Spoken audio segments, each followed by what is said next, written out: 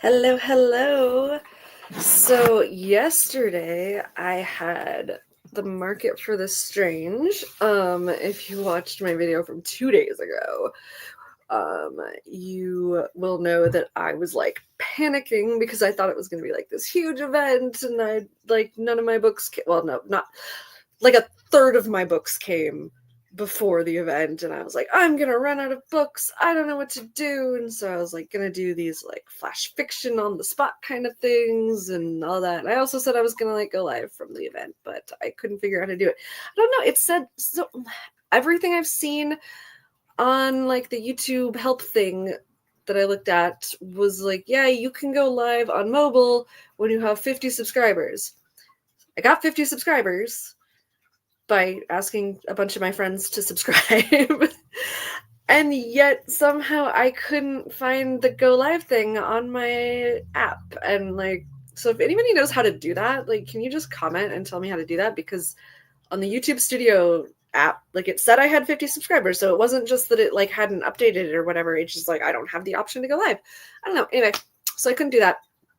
Next time, if I still can't figure it out, I will bring my computer to the event and see if I can go live doing that. But or not see if I can. I should be able to. So on that side note, when I was like getting on StreamYard today, which is the like little thing that I use on my computer to go live just because it's like better setup than YouTube itself, it was like, pro tip, plugging into the internet is better than using Wi-Fi. And I'm going, is that a thing? Like, in this day and age? Like, it's 2025. Like, I haven't had a plug-in internet connection in like 15 years. Like, I don't know.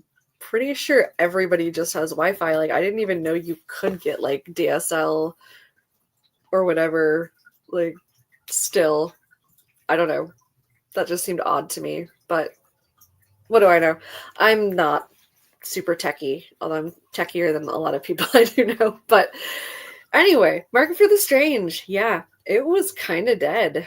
It was rough out there. I was surprised because, like I said, I went to it last year as an attendee, and it was fucking hopping. And I don't know if it was just because that was like later in the season. So I don't know if it was like Mother's Day weekend affected things or what, but I literally sold 5 books and took one pre-order for The Bloody Unicorn, which is my like upcoming cocktail book. And then I like bartered for a couple more books. So I guess, yeah, when I say I sold 5 books, I was just looking at like my reports in Square, but I don't record my barters in Square because that doesn't, there's not like a spot for it. I would actually like that. If I should send them like a message and be like, hey, I'm weird and I barter. Is there a way to do that on Square? Just for like keeping track, because it's nice to have that, those records, I guess. Although I guess I have spreadsheets. I should just do it in my spreadsheets because then there's not like an official paper trail, like I don't want to pay taxes on my barters. So I mean, I don't do enough of them that the IRS would like come after me for that, but also I'm like not anyone the IRS would probably ever come after. Probably, like, I don't cheat on my taxes or anything, but also like I am well below the poverty line, so I really don't think that the IRS like cares, because the amount of money they are getting from me with my actually correct taxes is very, very small. But either way, I had a lot of fun at the market and I met a lot of people and talked to people about things like queer rep and neurodivergent rep, and like those are very important to me. I also like went in costume. I cosplayed as one of my characters, Chameleon, from my Matilda Holiday series, but I really kind of feel like, because I was wearing like a corset and like black like skinny jeans, although they should be like leather pants, but I don't have any leather pants. I'm gonna get some like fake leather pants because I'll wear leather if I can buy it like used, but I'm vegetarian and I don't like supporting like animal stuff. Like it wouldn't bother me if it was like ethically sourced, but like most animal products in our country, in the US, are just like, factory farm bullshit. So anyway, I digress. And I'm not, if you eat meat and wear leather, I don't care. I'm not judging you. That's just my personal, thing, ethics. But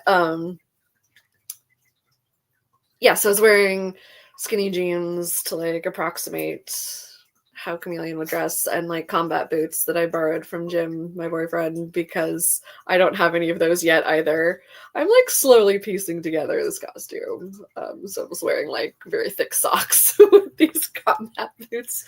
And then like I didn't have any like arm bracers. That's another thing. I've just started building this costume, just so we're clear. Like it's not like I'm like, I don't know. I just like want to kind of get things for free, but that's not always possible. Maybe I can barter for them. And I had these like, I thought they were like over there.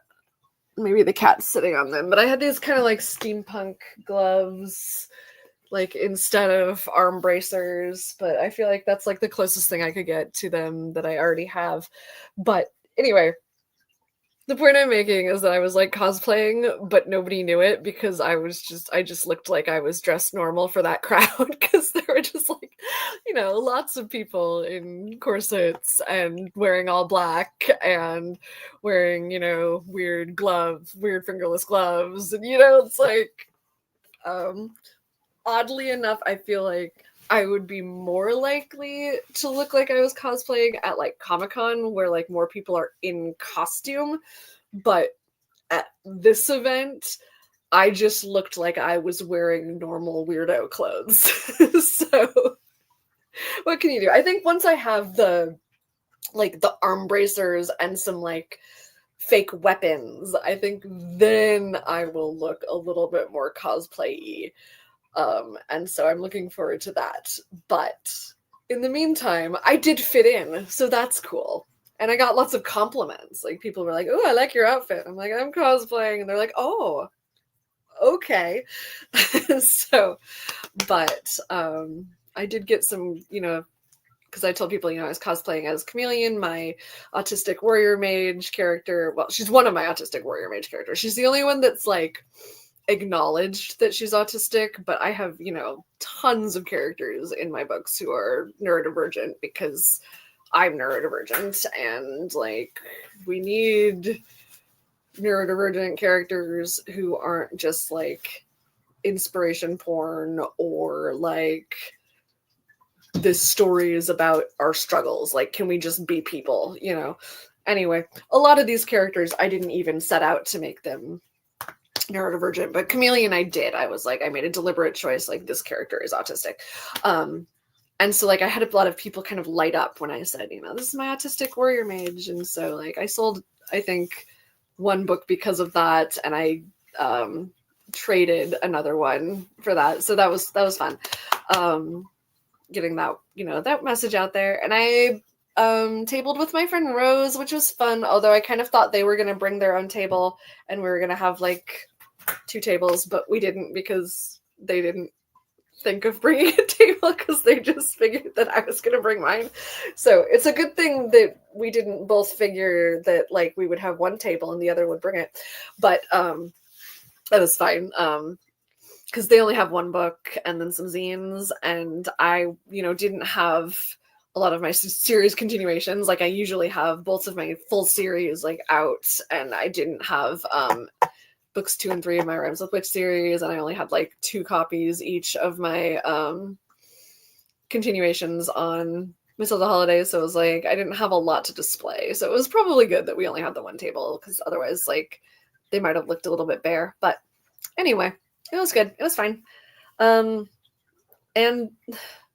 I made more money than I would have made sitting at home. And also, I kind of look at these events in a lot of ways as more of a marketing thing and like a reader connection thing than as a money-making thing. Like, it's good to make money, and I do usually make money, and I did make money. Like, I made my booth fee back, and I made about $50 in profit, which, you know, again, sitting at home, I don't make $50 in book sales a day. So I would like to make a lot more a day in book sales, but you know, you gotta work your way up to that. Anyway, so yeah, I feel like it was a success in that sense. Like, I connected with readers. I got a few readers onto my email list, which is nice, although I haven't done anything with my email list in a long time. And in fact, I moved my email list over to Substack recently and haven't posted anything at all.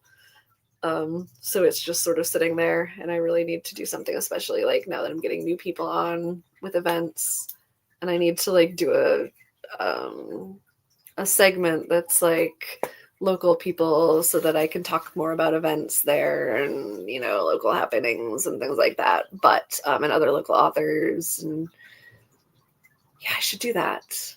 That'd be fun. If you want to join my email list, I'll put the link in the show notes, the description.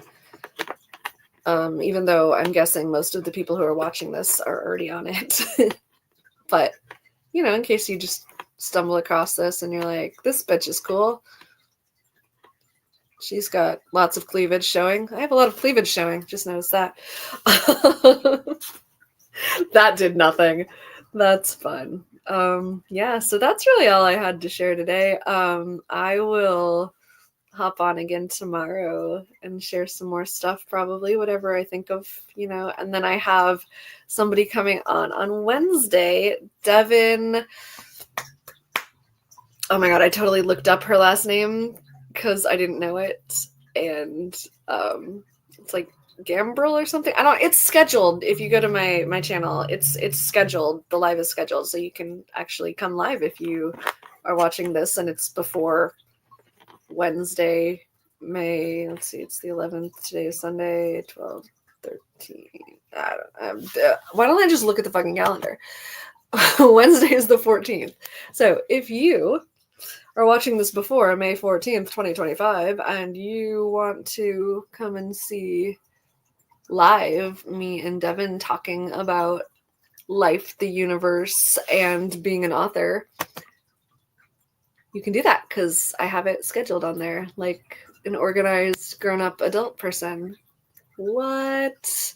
So that's fun. So I'll see you tomorrow and then again on Wednesday. And I met lots of authors at the thing, and I'm gonna email a bunch of them and be like, come on my YouTube channel, because I feel like when I'm just by myself, it's not as much, I'm not that interesting. I don't know. I'm trying, guys. I'm trying. It's, you know, it's a warts and all kind of thing. Is like, this is what it's like being an author. And part of that is just like, authors are people, and we're like not that interesting when we're not writing. I don't know. Maybe I am. No, I'm having an existential crisis, so I'm gonna hit end stream. Bye!